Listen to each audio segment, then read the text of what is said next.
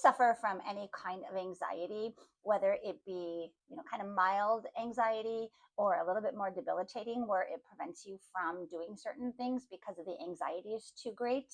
I think most of us are familiar with that to different levels. I feel like we've probably all felt some kind of anxiety from time to time.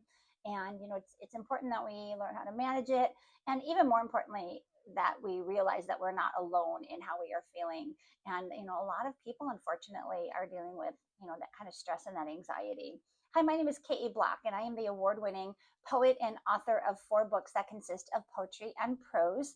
My channel is called The Practical Poet, and each week on my channel, I feature a different video poetry reading from one of my 4 books, or maybe even some new material.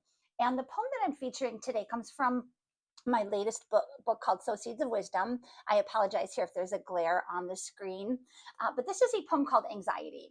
And the reason that I'm focusing on this poem, and actually a couple other like follow-up poems to that, is because we just ended April shortly, a couple weeks ago. And April is Stress Awareness Month. And then following that, we are into May right now, and May is Mental Health Awareness Month. And I'm really glad that we have these 2 months where we are focusing on these issues that plague a lot of our society. But I also think that, we should focus on that every month of the year, not just in April for stress and not just in May for mental health. We should always be focusing on our mental health and trying to keep things, in check and in balance. And they really are 2 sides of the same coin. When our stress levels increase, that impacts our mental health.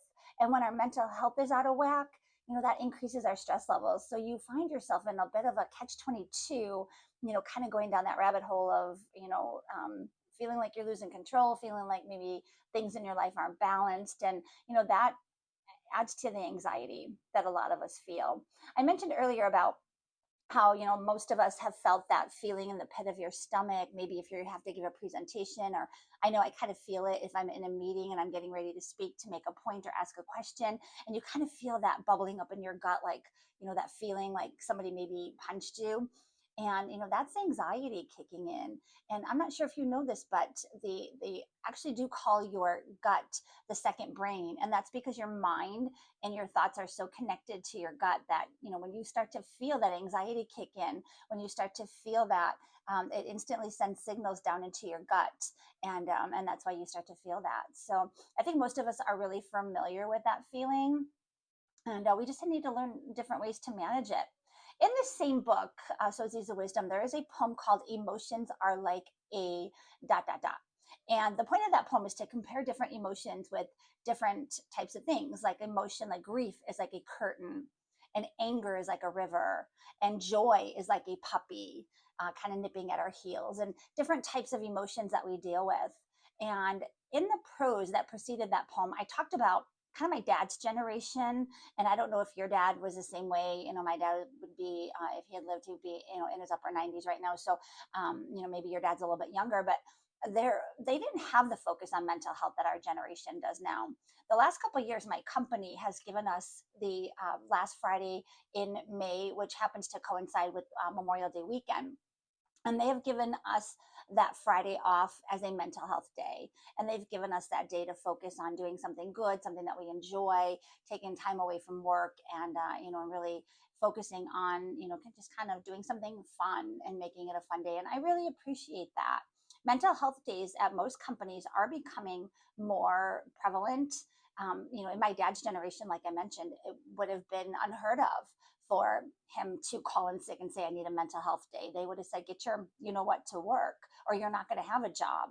And so they really just kind of tucked it down inside and went about their day. And so I am really happy that there is this focus now on a little bit more mental health and making sure that people are taking steps to deal, with stress. I don't necessarily think our generation has more stress than previous generations. We all have our things to deal with, but I do think our generation, or the current, generation right now, has, we move at such a fast pace.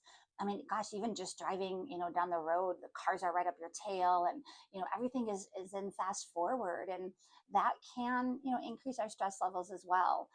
Road rage, all that stuff is prevalent, so we really do need to focus. I know for myself, there are a lot of anti-anxiety medications that are out there. I have a friend who can't even, go near a plane or fly without really taking a lot of anti-anxiety medications. And so there are some prescription drugs out there and stuff that can help us out when we get into those really anxious type of feelings. For me, I do a tap, it's called EFT tapping.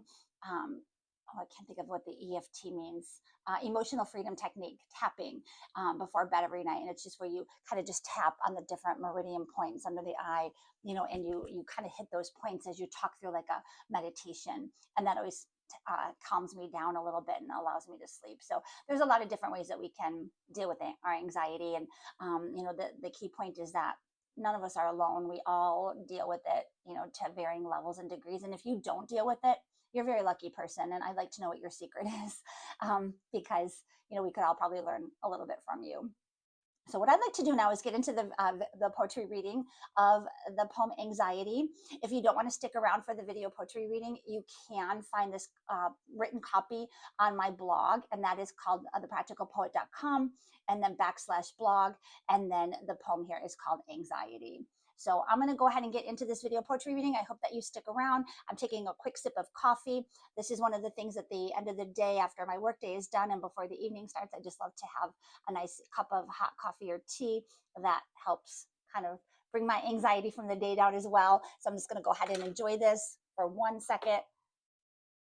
Put my glasses on, and I am going to get into the video poetry reading of the poem Anxiety.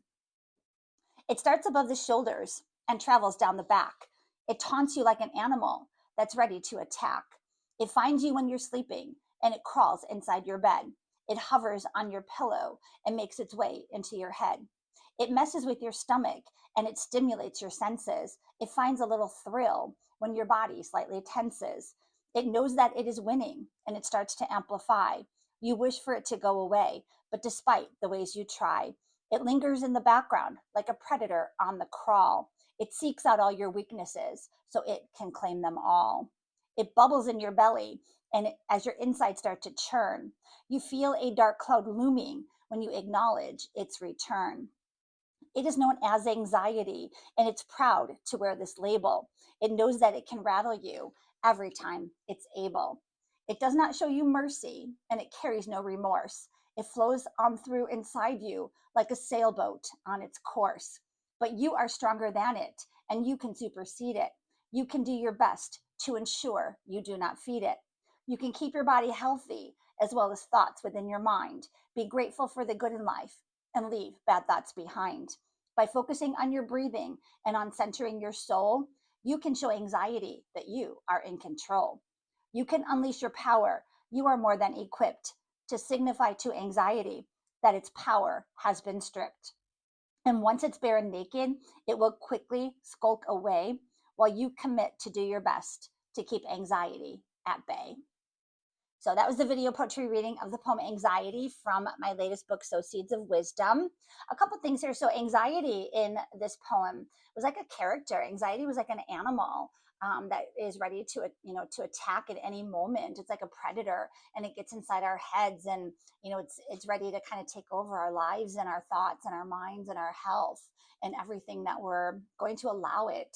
But that's the key word. We don't have to allow it to take over. There are things that we can do to keep anxiety at bay, and it's easier said than done. I understand that, but deep breathing techniques, meditation, long walks, yoga, all that stuff that you've probably heard a million times before. For me, I find relief in the tapping. I know other people find that they need a little bit more help. They need some prescription medication to help quell their anxiety. So whatever you have to do, spending time with family, watching a funny movie, that kind of thing, are all good things that we need to do to kind of take care of our mental health a little bit. So whatever you're struggling with, whenever that anxiety is that's bubbling up inside you, I hope that you find the strength within this poem. Like it talks about, you are stronger than anxiety.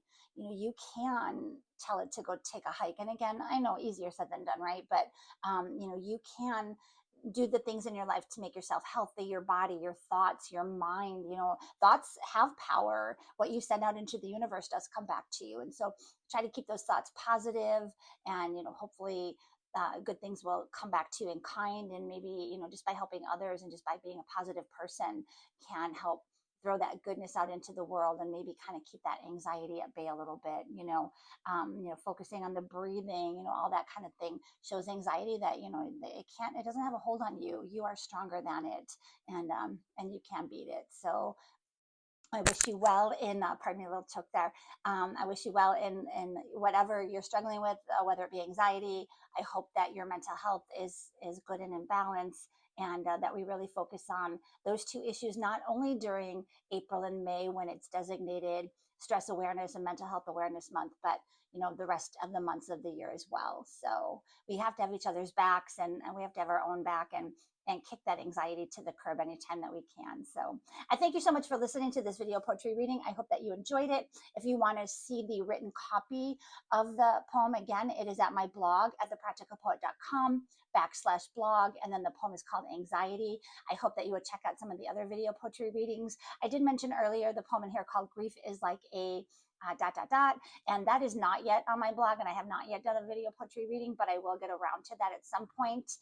But it is available in my book here, Sow Seeds of Wisdom. And if you like this video poetry reading and you want to be notified when I do another one each week, please hit the like and subscribe button, and go do something nice for yourself. Go take a nice walk, go do some yoga, sit on the back deck. It's getting into nice springtime weather here, so do whatever makes you happy, and not just today, not just this month, but the rest of the months of the year.